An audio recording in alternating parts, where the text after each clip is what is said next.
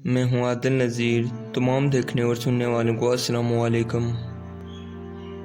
Video شروع کرنے سے پہلے درخواست ہے کہ ویڈیو کو لائک اور چینل کو سبسکرائب کر دیں تاکہ ہماری ہر نیو ویڈیو آپ تک پہنچ سکے۔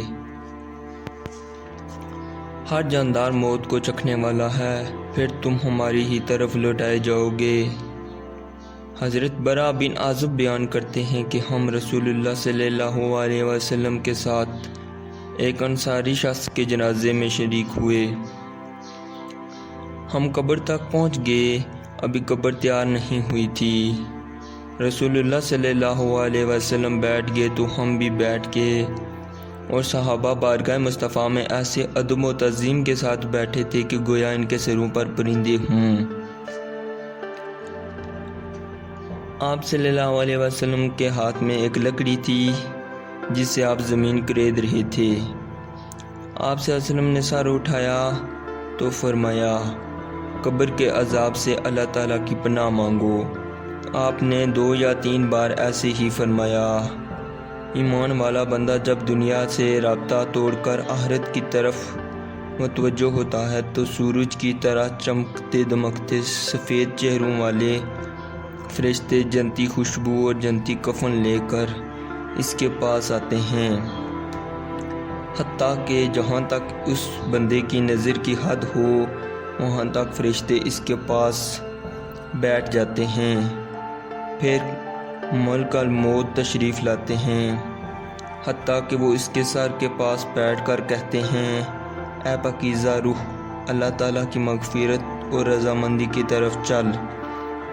فرمایا وہ ایسے نکلتی ہے جیسے مشیر سے پانی کا قطرہ نکلتا ہے، اسے آنکھ جھپکنے کے برابر بھی اس کے پاس نہیں چھوڑتے، یعنی پوری کی پوری طرح روح نکل جاتی ہے اور پتہ بھی نہیں چلتا، حتیٰ کہ وہ اسے جنتی کفن اور خوشبو میں لپیٹ لیتے ہیں، پھر اسے پہلے آسمان پر لے کر جاتے ہیں اور اس کے لیے دروازہ کھولنے کی اجازت طلب کرتے ہیں۔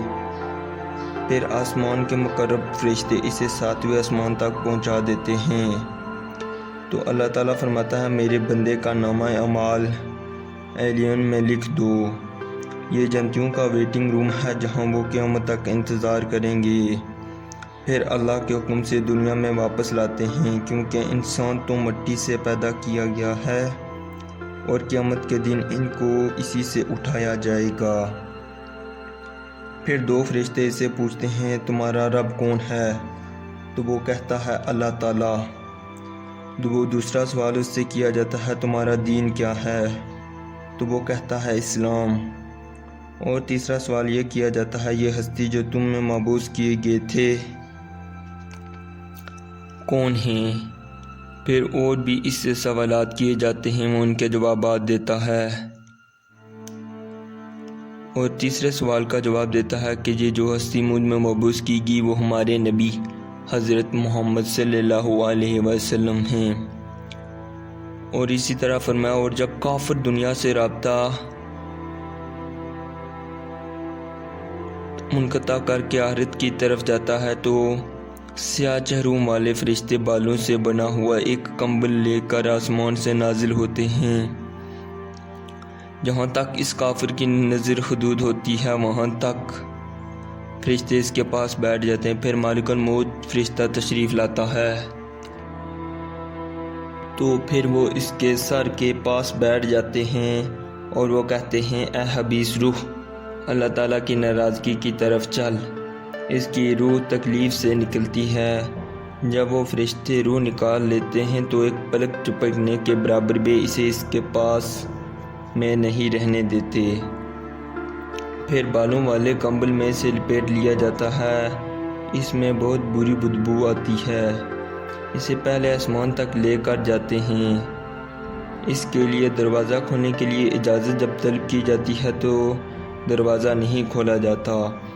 پھر رسول اللہ صلی اللہ علیہ وسلم نے یہ آیت تلاوت فرمائی جس کا ترجمہ یہ ہے، ان کے لیے آسمان کے دروازے نہیں کھولے جائیں گے اور وہ جنت میں اس وقت تک داخل نہیں ہوں گے جب تک کوئی اونٹ ایک سوئی کے ناکے میں داخل نہیں ہو جاتا، گویا ایسا ممکن ہی نہیں کہ وہ جنت میں داخل ہوں۔ اللہ تعالیٰ فرماتا ہے کہ اس کی تقدیر کو سب سے نچلی زمین سجین میں لکھ دو۔ جس طرح علین جنتیوں کا ویٹنگ روم ہے، اس طرح سجین جہنمیوں کا ویٹنگ روم ہے۔ پھر اس کی روح کو شدت کے ساتھ پھینک دیا جاتا ہے، اس کی روح اس کے جسم میں لوٹا دی جاتی ہے۔ تو فرشتے اس کے پاس آ کر پوچھتے ہیں کہ تمہارا رب کون ہے؟ وہ کہتا ہے ہائے ہائے افسوس، مجھے نہیں پتہ۔ پھر وہ اس سے دوسرا سوال کرتے ہیں تمہارا دین کیا ہے؟ وہ اس پر بھی جواب نہیں دیتا کیونکہ اسے معلوم ہی نہیں ہوتا۔ اور تیسرا سوال یہ کیا جاتا ہے یہ ہستی جو تم میں مبعوث فرمائے گئے ہیں کون ہیں؟ پھر اس کے لیے جہنم سے ایک دروازہ کھولا جاتا ہے کیونکہ اس کو ان تینوں سوالوں کے جواب نہیں آتے۔ جہاں سے گرم ہوا آتی ہے، اس کے لیے ایک دروازہ کھولا جاتا ہے اور اس کی قبر کو اس قدر تنگ کر دیا جاتا ہے کہ اس کی پسلیاں ایک دوسرے سے مل جاتی ہیں۔ اللہ تعالیٰ سے دعا ہے کہ اللہ تعالیٰ ہر مسلمان کو اپنے حفظ و ایمان میں رکھے اور اچھے کام کرنے کی توفیق عطا فرمائے۔ اللہ تعالیٰ سے دعا کیا کریں کہ اللہ تعالیٰ ہمیں اس جہان میں بھی کامیابی عطا فرمائے اور اس جہان میں بھی کامیابی عطا فرمائے۔ تو جی ناظرین، آج کی ویڈیو آپ کو کیسی لگی؟ اپنے کومنٹ باکس کے ذریعے اپنی رائے کا اظہار کیجیے گا۔ میں ملتا ہوں آپ سے نیکسٹ ویڈیو میں، تب تک کے لیے اللہ حافظ۔